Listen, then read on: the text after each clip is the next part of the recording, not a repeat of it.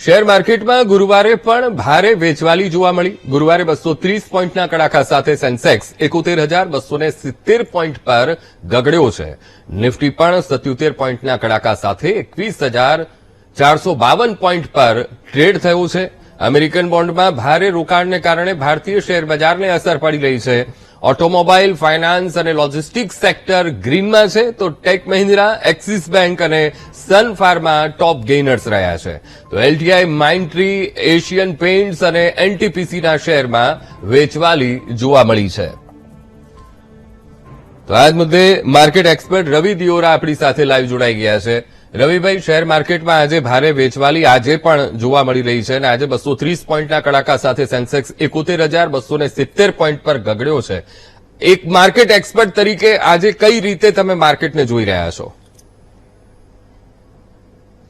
Definitely આજે જે માર્કેટમાં કરેક્શન જોવા મળી રહ્યું છે, પર્ટિક્યુલર જે એચડીએફસી બેંકના પરિણામો બાદ થોડી માર્કેટને નિરાશા રહી અને એના હિસાબે માર્કેટમાં ઘણા ટાઈમથી જોઈએ તો એક સારી એવી મજબૂતાઈ હતી અને મજબૂતી પછી થોડું પ્રોફિટ બુકિંગ આને કહી શકાય. સાથે કોર્પોરેટ પરિણામો આવવાના સ્ટાર્ટ થયા છે. આ કોર્પોરેટ પરિણામો આવ્યા પહેલા જ માર્કેટે થોડું એને ડિસ્કાઉન્ટ કરી લીધું હતું અને ઘણી કંપનીઓ લાઈક આઈટી કંપનીઓ છે, ફાઇનાન્શિયલ્સ છે, એમાં એક સારો ઉછાળો આપણે રિસન્ટ પાસ્ટમાં જોયો છે અને પછી હવે જયારે એના પરિણામો આવે છે એ પછી થોડું પ્રોફિટ બુકિંગનો માહોલ રહ્યો. હાલાકી એચડીએફસી બેંક માર્કેટનો હેવીવેટ છે. 13% નિફ્ટીમાં, 29% બેંક નિફ્ટીમાં અને 33% ફીડ નિફ્ટીમાં એનું વેઇટ છે. એટલે આ હેવીવેટના પરિણામો આવ્યા પછી જે એફઆઈએસ ની ગઈકાલે વેચવાલી જોવા મળી. એફઆઈ ભારતીય શેર બજારમાં 10,000 કરોડની વેચવાલી કરી ગઈકાલે. એમાંથી 8,000 કરોડ ઉપરની જો વેચવાલી છે એ માત્ર ને માત્ર એચડીએફસી બેંકમાં થઈ, કારણ કે આ એફઆઈ નો એક પ્રિફર્ડ સ્ટોક રહ્યો છે અને જયારે લાસ્ટ અર્નિંગના ડેટા રિલીઝ થયા અને પછી થોડું એફઆઈએસ ને અર્નિંગ પસંદ ના આવી અને 2 દિવસમાં એના જો અમેરિકામાં પણ આ એચડીએફસી બેંક લિસ્ટેડ છે, એના આઈડીઆરમાં 2 દિવસમાં 17 થી 18% કરેક્શન આવી ગયું. તો મારા હિસાબે આ એક મોટું ફેક્ટર છે જેના હિસાબે માર્કેટમાં એક વેચવાલીનો માહોલ છે. આ ફેક્ટર થોડું ઇમ્પોર્ટન્ટ રહેશે. આવતા શનિવારે આઈસીઆઈસી બેંક અને કોટક બેંક જેવી ઇમ્પોર્ટન્ટ બેંકના રિઝલ્ટ પણ આવવાના છે. ત્યાં સુધી એટલીસ્ટ થોડું માર્કેટ કોશિયસ રહી શકે છે. આમ જોઈએ તો માર્કેટમાં આ એક્સપાયરીનું વીક પણ હવે નેક્સ્ટ ચાલુ થશે તો થોડી નિયર ટર્મમાં વોલ્ટાલિટી જોવા મળશે, પરંતુ મને એવું લાગી રહ્યું છે કે ફેબ્રુઆરી ફર્સ્ટ વીક ઓનવર્ડ માર્કેટમાં થોડી સ્ટેબિલિટી ફરીથી પાછી ફરી શકે છે. ઓકે રવિભાઈ, એક માર્કેટ એક્સપર્ટ તરીકે ખાસ કરીને વેચવાલીનો અત્યારે માહોલ જોવા મળી રહ્યો છે. કેટલા દિવસ આ પ્રકારનો માહોલ આપણને જોવા મળશે? બેસિક મારા હિસાબે એક્સપાયરી જે કમ્પ્લીટ થશે 25 તારીખે એક્સપાયરી છે. 25 તારીખે એક્સપાયરી પછી તમને થોડી સ્ટેબિલિટી આવતી જોવા મળશે. ઇન્ટરનેશનલ માર્કેટમાં જેમ હેડલાઇન્સમાં પણ જણાવી રહ્યા હતા, પર્ટિક્યુલર જે અત્યારે જીઓપોલિટિકલ ટેન્શન્સ ચાલી રહ્યા છે એ ગમે ત્યાં ફંટાઈ શકે છે, કારણ કે છેલ્લા 3-4 દિવસમાં ડેવલપમેન્ટ થોડા સિરિયસ થયા છે અને આઈ થિંક આ થોડા ફોકસમાં રાખવાનું રહેશે.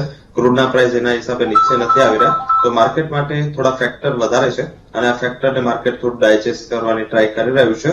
થોડું કન્સોલિડેશન રહેશે અને મારા હિસાબે જે ફર્સ્ટ ફેઝ ઓફ ડિક્લાઇન છે એ કદાચ આ સેટરડે પણ માર્કેટ ચાલુ છે તો આ સેટરડે કમ્પ્લીટ થશે અને જે સારી સ્ટેબિલિટી છે એ તમને આ એક્સપાયરી પછી એટલે કે 25-26 તારીખ પછી માર્કેટમાં ફરીથી આવતી જોવા મળી શકે છે. અચ્છા, એટલે 25-26 તારીખ પછી આપણને માર્કેટમાં સ્ટેબિલિટી જોવા મળશે. હવે જેને રોકાણ કરવું છે, ઘણીવાર હવે તો ટૂંકા ગાળામાં લોકો વધારે રસ લેતા થયા છે. મોટા લાંબા ગાળામાં તો કરે જ છે, જે જેન્યુન છે એ લોકો, પણ જે ટૂંકા ગાળાના રોકાણકારો છે એ માટે એ લોકો માટે કેવું વાતાવરણ છે અત્યારે માર્કેટનું? ટૂંકા ગાળામાં થોડી વોલ્ટાલિટી છે, એટલે સ્ટોક સ્પેસિફિક હજી પણ માહોલ છે. ગઈકાલે આટલું પણ માર્કેટ કરેક્ટ થયું. કાલે રેલવે સ્ટોક્સ બધા ડે હાઈ પર ક્લોઝ થયા. આજે આટલું માર્કેટ નીચે છે તો થોડું આઈટી સ્ટોક્સ છે. આ ઉપરાંત જોઈએ તો નીચેના લેવલથી થોડા પીએસયુઝમાં રિકવરી છે. તો આઈ થિંક કે આ સ્ટોક સ્પેસિફિક હજી પણ એવું લાગી રહ્યું છે કે માર્કેટનું જે ટોન છે ઇન્ટેક છે. થોડું છે મિડ કેપ અને સ્મોલ કેપ કંપનીઓ છે જેના રિઝલ્ટ આવવાના હોય એ દિવસે એ સ્ટોકને અવોઇડ કરો. આ એક બેટર સ્ટ્રેટેજી હોઈ શકે છે.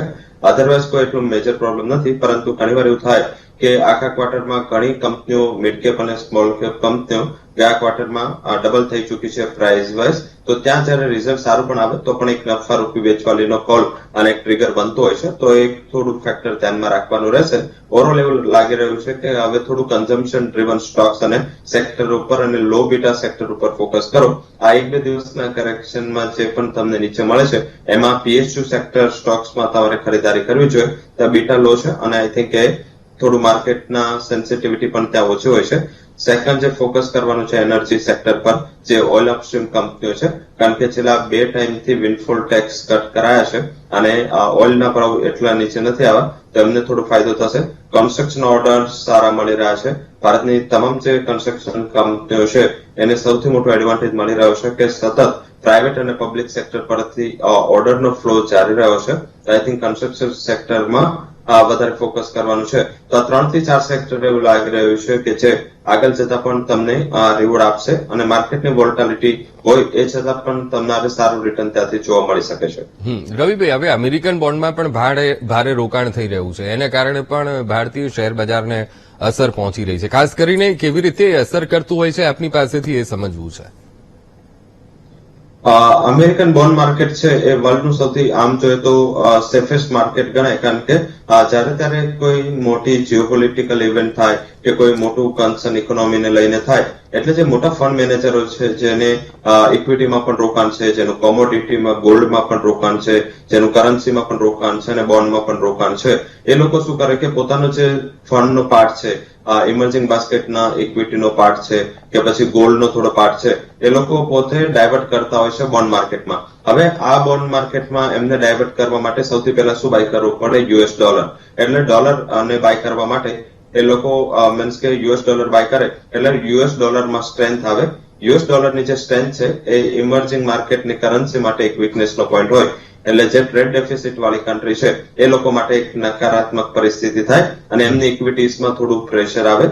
સેકન્ડ એ છે કે બોન્ડ માર્કેટમાં જયારે ઇન્વેસ્ટમેન્ટનો ફ્લો જાય છે એ ઇન્વેસ્ટમેન્ટનો ફ્લો ઇક્વિટીમાંથી કે બીજા અધર અસેટ ક્લાસીસમાંથી ને નવો ફ્લો એ રીતે ડિરેક્શન થઈને ત્યાં થોડું લોકો સેફ હેવન તરફ જતા હોય છે. અત્યારે જે મિડલ ઇસ્ટના જીઓપોલિટિકલ ટેન્શન ચાલી રહ્યા છે અને સાથે બોન્ડ yield પણ સારી મળી રહી છે. આઈ થિંક જે ફરીથી બોન્ડ yield વધી એ પ્રમાણે અત્યારે બોન્ડના પ્રાઇસમાં પણ કરેક્શન આવી ગયું છે, તો બોન્ડના પ્રાઇસ પણ નીચે છે. એટલે અમેરિકન ટ્રેઝરી માર્કેટ છે એ થોડું સેફ હેવન, કારણ કે એની જે રેટિંગ છે એ હાઈએસ્ટ રેટિંગ અમેરિકન બોન્ડ માર્કેટની અમેરિકન ટ્રેઝરી માર્કેટની છે અને એના હિસાબે લોકોને જ્યારે ત્યારે રિસ્ક લાગે ત્યારે એમને 2 અસેટ ક્લાસ યાદ આવતા હોય છે. શરૂઆતી રિસ્કમાં એ લોકો બોન્ડ્સમાં જતા હોય છે અને પછી જયારે એવું લાગે કે આ રિસ્ક સસ્ટેનેબલ છે એ પછી એ લોકો ગોલ્ડ ઉપર જતા હોય છે અને પછી જયારે ત્યારે ઇક્વિટીઝ અને ગ્લોબલ ઇકોનોમી કે આવી જીઓપોલિટિકલ પરિસ્થિતિ થાળે પડે તો ફરીથી એમનો ફ્લો ઇક્વિટી માર્કેટમાં આવતો હોય છે. તો એક સાયકલનો પાર્ટ છે જેના હિસાબે જયારે ત્યારે બોન્ડ માર્કેટમાં ખરીદી આવે છે ત્યારે ત્યારે ઇમર્જિંગ માર્કેટની ઇક્વિટીઝમાં થોડું પ્રેશર આવતું હોય છે. બિલકુલ રવિભાઈ, આપ અમારી સાથે લાઈવ જોડાયા એ બદલ આપનો ખૂબ ખૂબ આભાર.